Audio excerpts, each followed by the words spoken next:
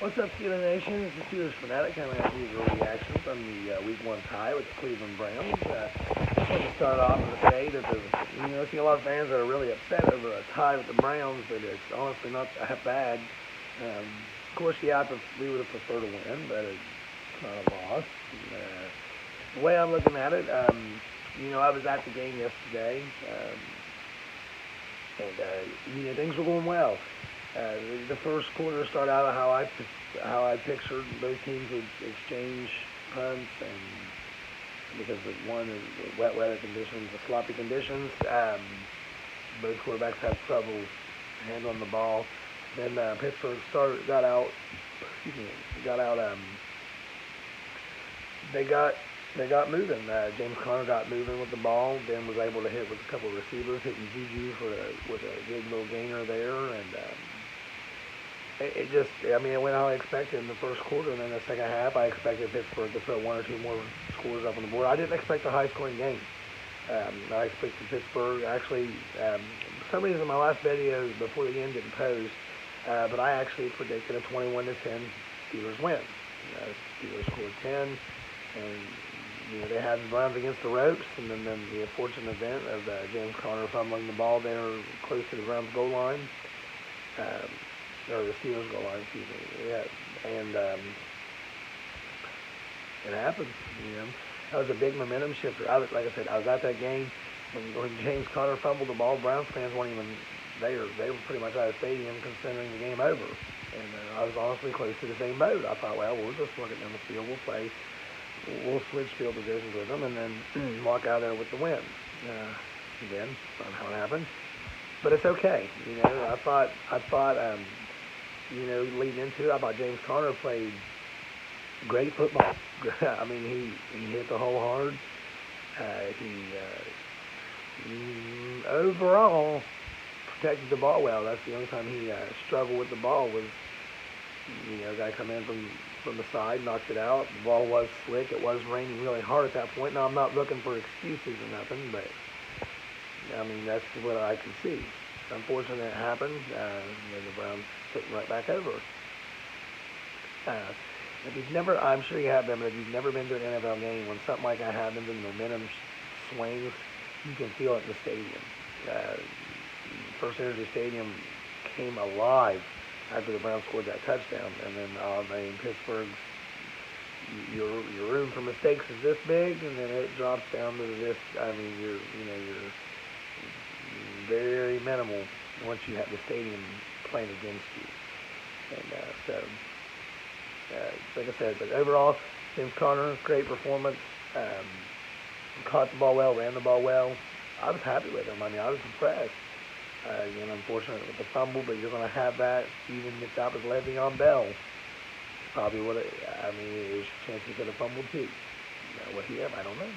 But we're not on the subject of Le'Veon Bell right now. Ben had 3 interceptions. 2 of them weren't his fault. 1 of them was. The first one, was his fault. He tried to force the AB. And the Browns defense they forced Ben out. He tried to force it into AB, and there were 2 or 3 people around AB, and it happened. Second one, it looked like AB ran the wrong route. Now, and then also, I think the ball maybe slipped out of Ben's hand.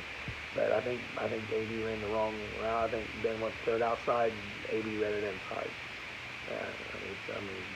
Ben's not just going to throw a punt on first down. Sorry. The third one, Jesse James, it went through his hands. Defense was right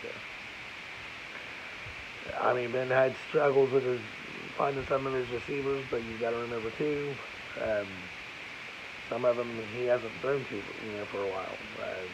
He played 1 preseason game. Training camp is obviously way different than the actual game situation. Juju played awesome. He had some. I think Juju's going to have another good year. I hope the sophomore slump doesn't hit him, but if it does, it doesn't look like it. It obviously didn't in week 1. AB played AB football. He got guarded by their best defender.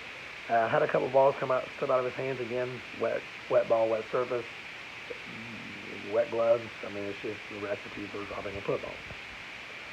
It's the game. Overall, Ben played okay. He could have played better.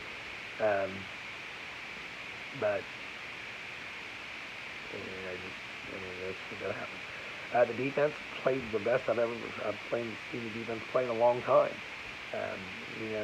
Those 2 touchdowns we gave up, again, a momentum swing. I don't care if it was the steel curtain defense up there. You got momentum against you.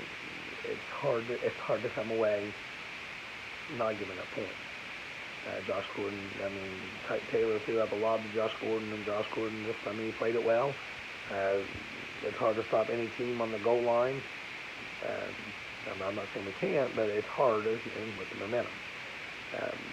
We go to overtime, and Boz does not Boz things. He misses a field goal. But wet ground, wet ball, it was a bad snap. It was high. Things play into each other, and it's hard to. It sucks that meshes all together. But the defense played great. They overall they held together. Jarvis Landry had a decently long catch. If Joe Hayden had turned his head around a split second earlier, Joe Hayden would have had that football, not Jarvis Landry. But again, if could, should have, would have. So my overall reaction from the game, don't look at it as a loss. It's a tie. It's not a win, it's not a loss. It's a tie.